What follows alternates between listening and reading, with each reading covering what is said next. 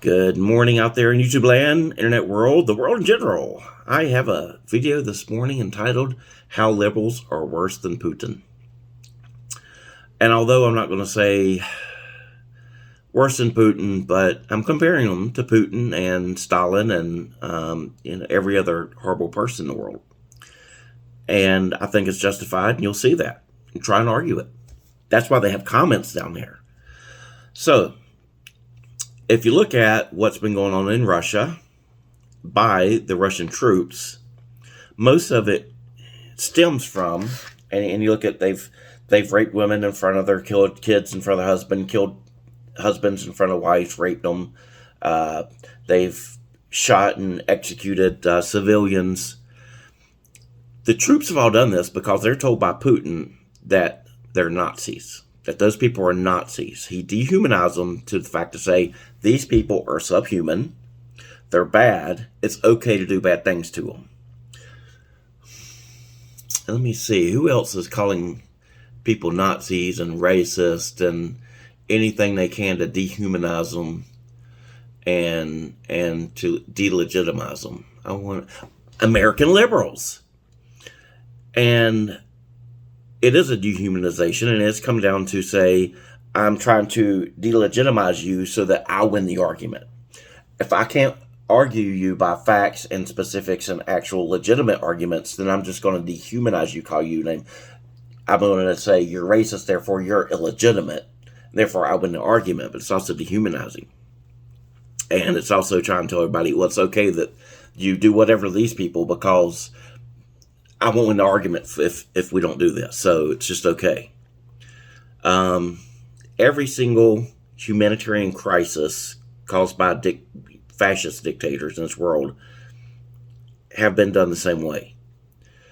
And I'm not saying it's like every liberal out there with that mindset. I think it started out with, we win arguments when we try and just delegitimize because we can't win an argument outright. We can't come up with an actual intelligent, logical, factual argument to win. So we just delegitimize them, call them racist. They're racist, and Trump's a Nazi, and Hitler, and it's worse than Hitler, and all this stuff.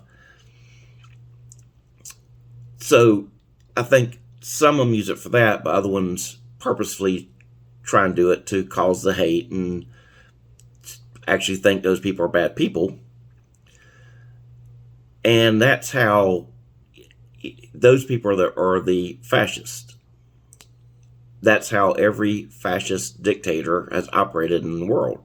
And look at Putin and what's going on now. Kim Jong-un, how he talks about Americans and his enemies. They're all evil. I saw a story where a lady had escaped North Korea, was in South Korea, and she was telling a story how in school, as a grade schooler, they were taught Americans eat with pitchforks, like a pitchfork, like you would scoop up horse manure.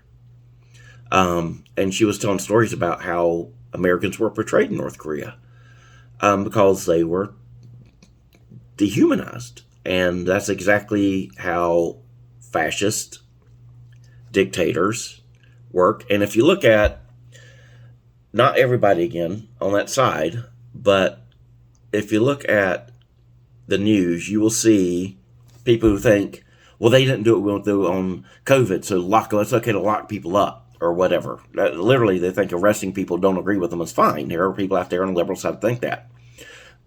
All what's going on with the censorship right now. Well, anything we don't agree with is fake news. When, again, take anything, the Hunter Biden laptop, for Christ's sakes.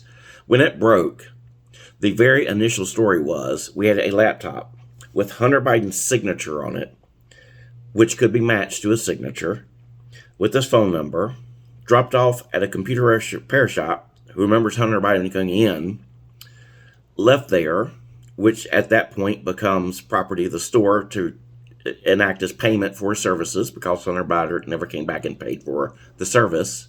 Therefore, by lien, by mechanics lien they call it, that is turned over at a certain point by law. So no, it wasn't stolen, it wasn't hacked, it wasn't anything. And that's pretty obvious. Every Republican knew the story and knew exactly what happened and knew it was legal and obvious. Then Hunter Biden's business partner came out and said, yes, there are two people in the email. You have a recipient, you have a sender. When the sender is Hunter Biden, the recipient says, yes, I am the recipient. That's my name on the email, and that is me, and I verify that is the email I got, and that is the email.